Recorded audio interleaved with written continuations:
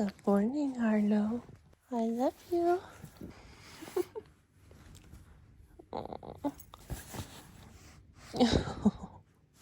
Good morning. So, I'm just about to do my morning meditation, and I watched this movie last night that was really not the type of movie that I would normally watch. I don't watch movies very often.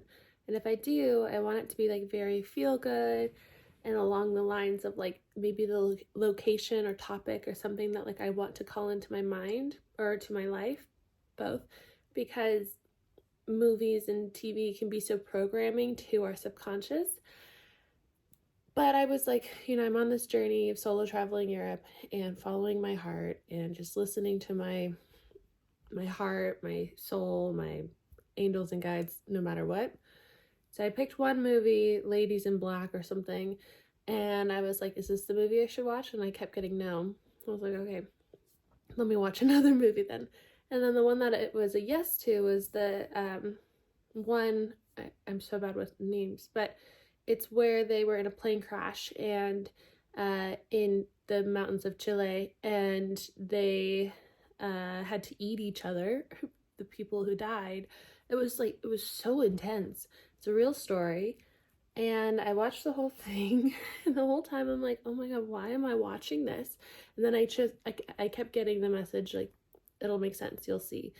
And so then I finished the movie, and I was happy that, some of them survived. And I was just kind of left with a weird feeling. I was like, that was really intense and disturbing in a lot of ways, but also incredibly inspiring. So I went and took a bath, and I was like, what the heck did I just watch? And then I went on YouTube, and the first thing that shows up on YouTube is my angels and guides. I've been giving them names and personalities. Like, I've been getting to know them. And one of them has a name. I don't know if I want to share it yet, but one of them has a name, a very unique name. Very unique name. And then the first video that pops up on YouTube is a singer with that name. And I don't even know if the song was relevant. Like, maybe that'll make sense later, but I listened to it. But the fact that that showed up and I was like connecting inwards and getting that message, like, okay, watch this movie. And then as soon as I finish it and I see that video pop up, I'm like, oh, like, okay, I think that I am like in alignment right now. I think that I was meant to watch that. And so then I kind of just sit in the tub and think about it. And my life is in no way, shape, or form nearly as difficult as what those boys and men and women went through in that movie. But in a metaphor kind of way, it felt relevant. It felt relevant of like, there were so many years of my life where I felt like I was like just doing what I could to survive without like an end goal in sight. Like, is no one to save me, no like real set plan of like what's gonna work to get out. When I was healing from Lyme disease and mold illness, it was like no proven treatment could actually get me better. Like, there was no proven cure. And so I was spending thousands and thousands and hundreds of thousands of dollars on treatments that would like hopefully work, but oftentimes they didn't, or oftentimes they made me more worse. And that was kind of happening in the movie. And so getting out of like the challenging years of my life was like just trusting blindly that there was hope. And that's what these people were going through as well. And so in the end, I don't want to ruin the movie for you. Ruin the movie for you. But I mean, you could assume that like there is a happy ending at the end. And so somewhat happy. My angels and guides were telling me like, you're like, the hard part is pretty much over. You're almost to the part where like they are saved. They're out of the mountains, out of the really difficult times. And was like, wow, that is really, really beautiful.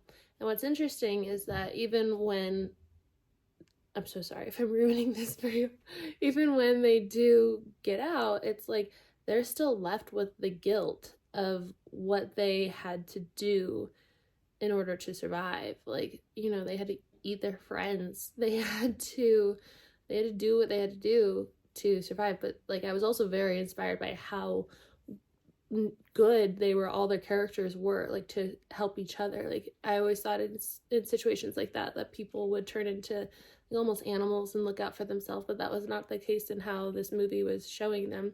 So that's a little separate side note. But anyway, where was I with that? They're still living with those things in them. So I don't know how they continued to go on with their life after that. But from an outsider's perspective, it completely makes sense that they had to do whatever they had to do to survive. And I, just being an observer, I hold nothing against them for what they had to do. And I think that they are heroes. I think they're absolutely heroes for getting to survive in such conditions when people gave up on them and stopped looking for them. And they had to do what they had to do to survive. And so that kind of gave my subconscious and my mind evidence, like, stop holding on to anything, any bit of guilt or shame or whatever it is, that for things that you had to do to survive in order to get through the times where you had difficult times in life. And so again, what they went through was so much more difficult, but I think that them telling their story is meant to give people a moment of perspective and to really reflect on the things in their own life and the challenges that they maybe thought or think that they can't overcome. But if these boys and these, I only say men because it doesn't seem that any women survived, but I'm so sorry if you're gonna watch the movie.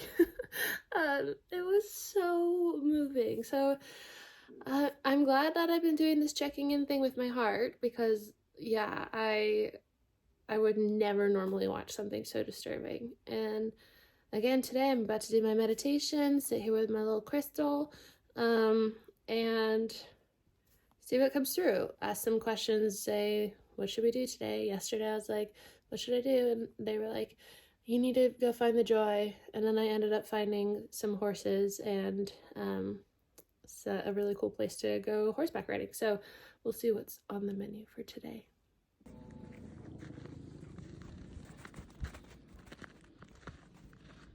I'm just out here on a walk in beautiful, beautiful Switzerland.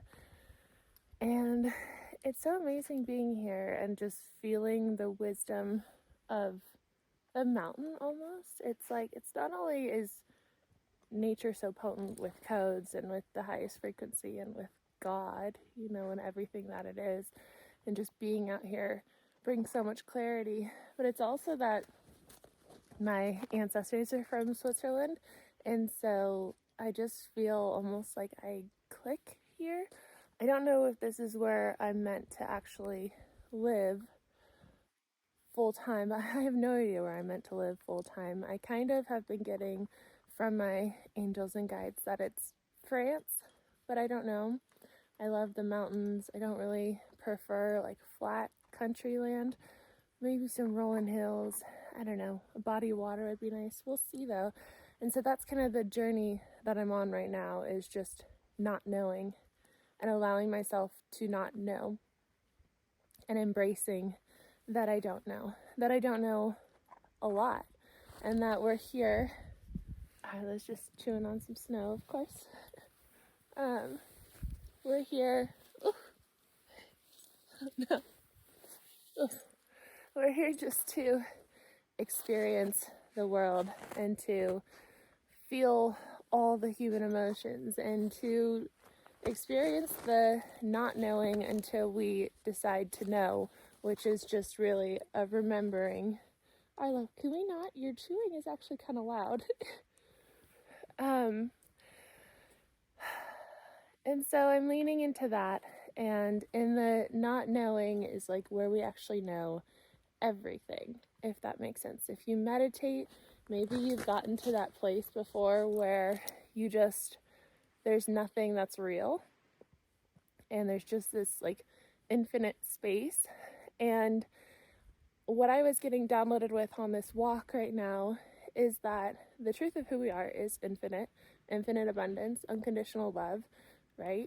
And the key to unlocking that is using authenticity. And so when we're in our authenticity, our truth, we become a perfect match for the truth. And if the truth is unconditional love, infinite abundance, perfect health, joy, and bliss, then everything comes into alignment. I think that what keeps us so far away from everything, what keeps us in ill health, in lack, in fear, in these life situations where we're working jobs that we hate, when we're in relationships that we don't like, but we stay because we don't know where else to go, or, we don't know if we could do better. It's because we're not being in our authenticity. And because we also maybe just don't know how to find our authenticity.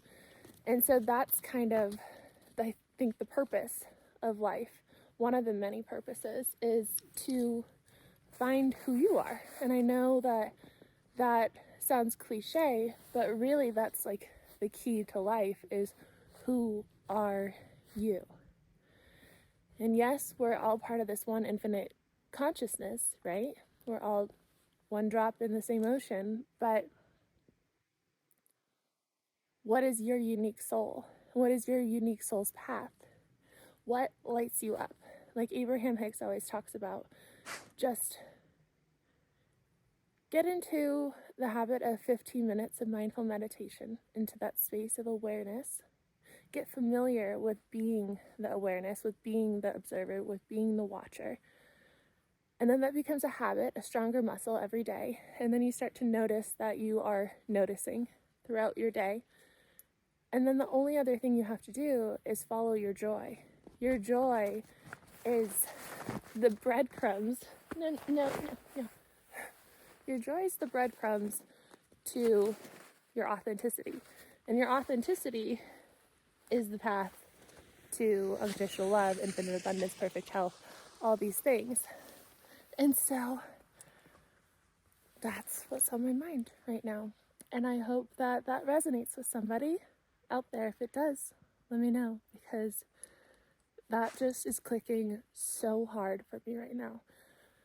The only reason why I've ever felt struggle or fear in the past is because I wasn't living in my authenticity. And I wasn't trusting that when I am in my authenticity, that I can have everything that I want. That's the other part too, is like, you get to have the life that you want when you're in your authenticity. You no longer have to just be like a really good person that's likable in a job. No, let's not eat the loud snow. Come on. So I think that that's really huge. I think that if you're watching this, just kind of reflect on your joy and try to follow that a little bit. Just, it can be so small, and every day just follow it a little bit more and a little bit more, and commit to being the observer, to meditating, to mindfulness throughout the day. So I'm gonna walk because he needs to get some energy out. So what has ended up being on the menu for today has been just going on a walk after doing my morning meditation and everything, and then coming home and realizing that I have really bad cramps, and that before I used to push myself into doing things I didn't want to do while feeling like this. And I think as a woman, it's really important to acknowledge where you are in your cycle and give yourself permission to show up the best that you can in that. Like, there's different times of the month where we're more creative and more productive and also need more rest. And so I'm just doing some work from bed right now, and then I'm gonna give myself permission to read, even though like old me would never give myself permission to read in the middle of the day. Like, it would have to be in the evening. But I'm just rewiring how I was conditioned to think that everything had to be like life is meant to be enjoyed. You're meant to rest when you need to rest. So that's my final message for this vlog. If you like this vlog and these messages and these conversations and these thoughts and you want to see more of them, please subscribe. Give this a thumbs up if you did enjoy it, and I will see you in the next video. Bye.